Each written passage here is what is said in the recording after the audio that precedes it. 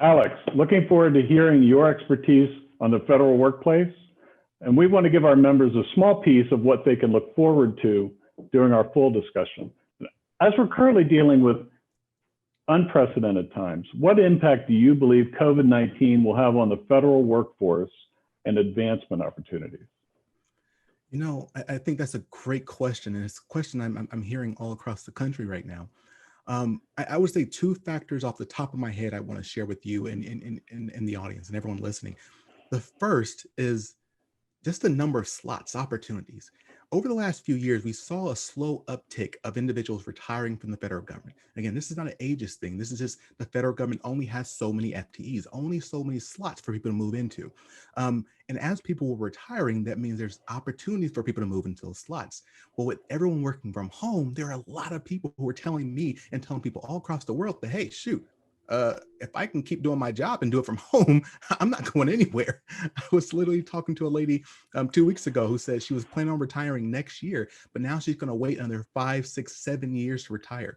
That means less slots. And what does that mean? It means more competition for everyone who's trying to move up.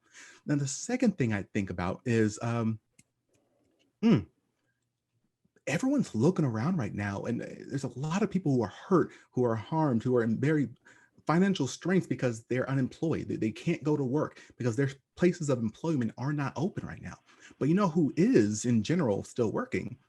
The US federal government. So there's a lot of people all across this country in the private and nonprofit sector who are saying, wow, I need to be over there because yes, I may make some more money over here, but there's job security. I can take care of me and my family with these good government jobs, and you're doing great work, right? So what does that mean for you again? That means more competition. And as I am hoping we have the opportunity to talk about in our live session later on this month, competition is not good.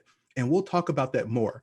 So yeah, thank you so much for asking that question. I think, you know, if I can say one last thing, the people who are going to be able to be successful in that situation, it's not going to be about the skills, the job skills you have. It's going to be about the relationships you build and the political savvy. Those types of things are going to help you rise above everyone else, all that competition. Excellent, excellent. And that leads to my next question. Is this a good time to develop additional skills while you're working from home? Oh, absolutely, without a doubt. I think of what's that famous guy that many people know about? Warren Buffett, right?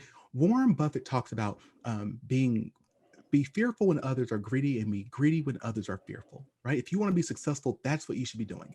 Well, that also applies for your career. See, right now, everyone is they're fearful, they're nervous, they're restrained because they're waiting for things to get back to normal. So most people aren't going out building relationships, networking, developing skills, because they're going to wait for things to get back to normal. So what does that mean? If we look at Warren Buffett's his thought on success, if everyone's being fearful, then what does it mean? You should be greedy. You should be using right now every opportunity you have to grow your relationships, grow your skills, taking new programs, reading new books, so that when things do come back to normal, which they won't be coming back to normal, this is the new thing, you will be ahead of the competition. Again, we don't like competition.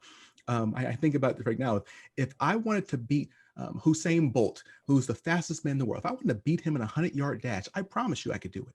I promise you I could do it. Even though I'm a little husky guy right here, I can do it because as long as I had an 80-yard head start, I promise you I could beat Usain Bolt.